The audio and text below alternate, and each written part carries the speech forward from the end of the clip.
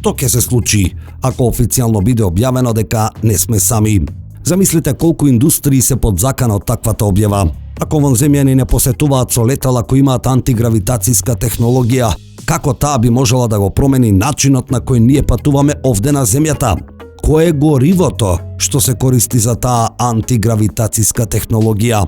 Како ваквите нови сознанија ќе влијаат на нафтената индустрија? Замислете огромни глобални индустрии избришани поради овие нови сознанија со објавата на вистината.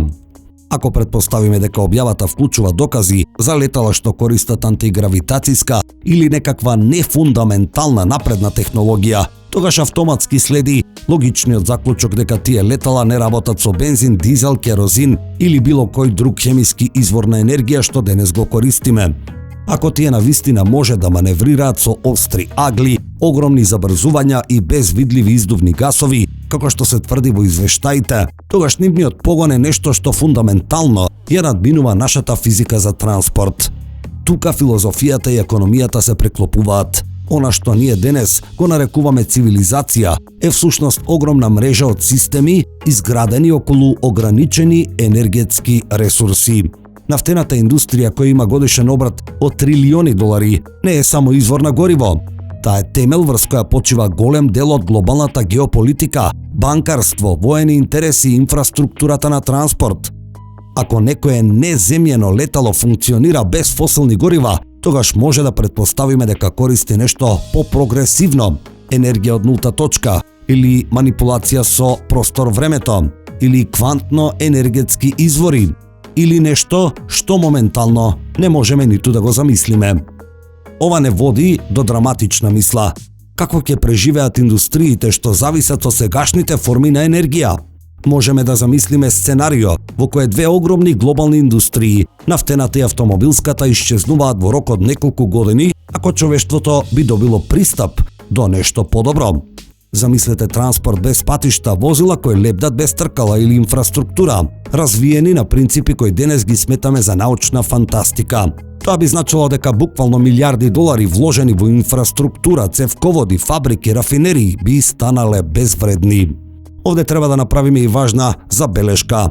Луѓето се отпорни на промени, особено кога тие удираат во корените на економската моќ. Затоа и би било очекувано дека многу држави, компании и елити би се спротивставиле на новите сознанија, дури ако тие се официјално објавени.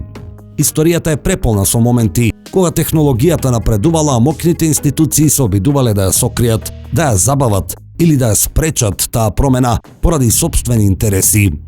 Овој пат ќе се работи за технологија од вонземски карактер, што значи дека отпорот би бил и политички и екзистенцијален. Постои добар цитат од Артур Кларк: "Секоја доволно напредна технологија не се разликува од магија." Овој цитат особено релевантен кога ја размислуваме позадината на објавата дека не сме сами, доколку навистина имаме контакт со нешто што е милиони години понапредно од нас, тогаш нивната технологија би наликувала на магија, а нашите индустрии би изгледале како примитивни ковачници од средниот век во споредба со некоја современа фабрика.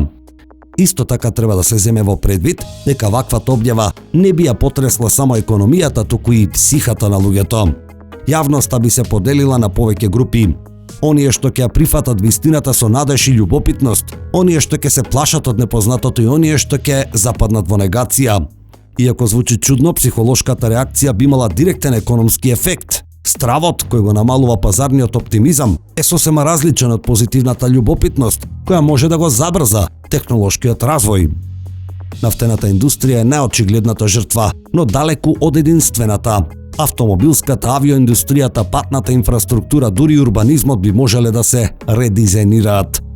Овие идеи, иако звучат футуристички, треба да се запамети дека ако една цивилизација може да премине светлосни години за да стигне до нас, тогаш она што е за нас технологија на иднината, за нив најверојатно е обична, банална рутина. Што ќе се случи ако биде официјално објавено дека не сме сами? Како новите сознанија ќе влијаат на фармацевската индустрија?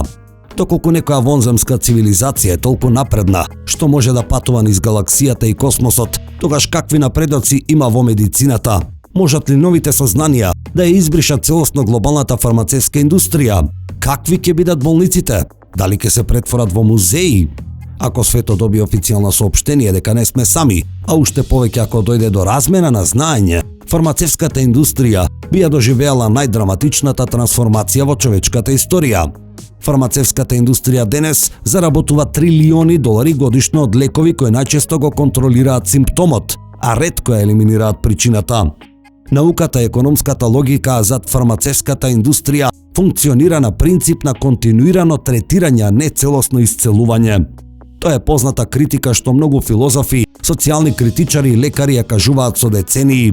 Медицината не е секогаш во судир со науката, но често е во судир со економските интереси, што се градат врз болеста, а не здравјето. Ако дојде цивилизација што може да елиминира болест во единствен биогенетски процес, тогаш целиот систем пропаѓа. Замислете технологија што може да поправи оштетени органи за неколку минути, да ги регенерира клетките и да ги стабилизира теломерите, да ја елиминира канцерогеноста преку молекуларно ресетирање, да создаде индивидуализирани наноботи што го лекуваат телото однатре, да ја стабилизира човечката психа и да ги избрише траумите, или да ги направи луѓето поотпорни на биолошки и хемиски закани. На некои од овие проблеми денес човештвото работи и развива третмани, а камоли оние што би поминале илјадници или можеби милиони светлосни години да дојдат до нас. Сите овие технологии ни изгледаат како научна фантастика, но постои еден длабок аргумент. Цивилизација што патува меѓузвездено мора да ги совладала овие предизвици. Доколку новите технологии навистина нудат вистински лекови, тогаш фармацевските корпорации би се нашле во ситуација што би можела да се опише само како економски армагедон. Денес болниците се место каде што луѓето чекаат, зависат од човечки грешки, се борат со инфекции, грешни диагнози, а во контакт со напредна цивилизација, болниците би станале технолошки храмови. Без болка, без хирургија, без ризик. Можеби дури би станале суперинтелигентни лаборатории каде што луѓето влегуваат болни и излегуваат здрави. Ако вонземската технологија донесе биогенетска регенерација, клеточно ресетирање, тогаш компаниите што денес продаваат лекови за холестерол, диабетес, висок притисок, имунолошки заболувања, хронични воспалени, артритис, канцер, невролошки нарушувања, ќе станат непотребни. Не само фармацевтите, туку и здравствените осигурувања, медицинските снабдувачи, производителите на опрема, институтите и државните фондови би морале целосно да се редизајнираат. Тоа е свет кој не би личел на ништо што познаваме. Како новите сознанија ќе влијаат на нашето сваќање на историјата? Дали можеби ќе треба таа да се ревидира и коригира? Официјалната објава дека човештвото не е единствениот интелигентен вид во Вселената неизбежно би го потресла не само нашето сегашно разбирање на светот, туку и нашето минато. Историјата е столб на идентитетот на секој народ, секоја цивилизација и култура. Таа создава колективна меморија која им дава смисла на нашите митови, системи на вредности, држави, верувања и колективни цели.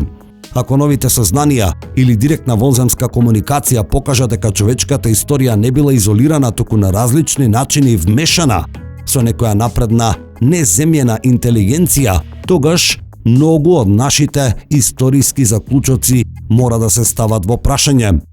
Ние денес ја толкуваме историјата како чисто човечки процес, но што ако таа претпоставка е фундаментално погрешна? Во многу древни цивилизации има раскази за божества што слегуваат од небесата, носејќи знаење, технологии, земјоделие, математика или закони. Например, во сумериските текстови се зборува за анунаки кои слегле од небесата. Во Махабарата има описи на летала вимани кои може да летаат вертикално, хоризонтално, па дури и во космосот. Во библискиот текст за Езикиел има описи на огнени тркала и суштества со метален сјај. Египетските богови често се прикажувани како хибридни суштества кои доаѓаат од небото. Маите и ацтеките тврдат дека нивните учители дошле од небото.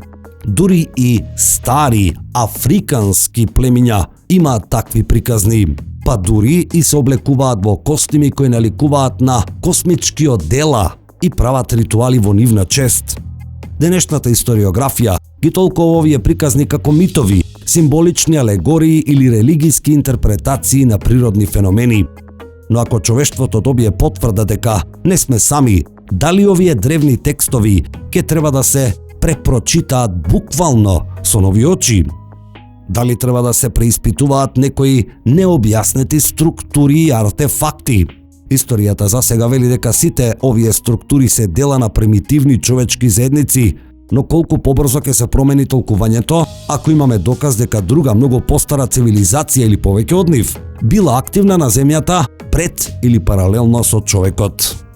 Неслучајно во едно интервју Карл Сеган вели: ако некогаш не посетија напредни цивилизации, тие би ја модификувале нашата генетска или културна структура. Се разбира, Сеган не тврдеше дека тоа се случило, но не ја исклучуваше можноста. Во post-disclosure свет, целото образование ќе мора да се реформира од основно до универзитетско, а не само историјата. Ако се потврди дека некои цивилизации ја посетувале земјата уште пред човекот или паралелно со него, мора да се поставуваат и прашањата од типот дали помогнале во развојот на земјоделските системи, дали влијаеле врз генетскиот развој, дали биле сметани за богови, дали оставиле артефакти кои ние денес погрешно ги толкуваме, дали си заминале поради природна катастрофа, конфликт или сопствена одлука, дали воопшто си заминале. Дали нашите посетители ја надминале нашата религиска фаза или ја трансформирале во нешто друго? Дали тие имаат своја религија, свој бог? Дали веруваат во нешто друго, можеби во космичка духовност, разбирање на природните закони, свеста како енергија, единство меѓу материјата и духот, или нешто сосема друго, или можеби ништо? Дури и цивилизација милиони години понапредна од нас ќе мора да се соочи со некои фундаментални прашања: смрт, смисла, потекло, космички закони, крајност на постоењето, прашањето за свеста. Можеби она во што веруваат тие не е религија ни бог, туку некаков математички закон, енергија, космички циклус, мултидимензионална свест или извор на постоење. Се тоа се само прашања, но она што можеме со сигурност да го кажеме, дека доколку некогаш официјално се објави дека не сме сами, тогаш тоа ќе биде крај на една епоха, а ќе биде почеток на нова цивилизација. Ќе има трансформација на сите индустрии, ќе има промена во човечката психологија, ќе треба да се соочиме со новата реалност и со повеќе прашања за она што ќе се наметне како нова визија за нашата иднина и нашето место во универзумот.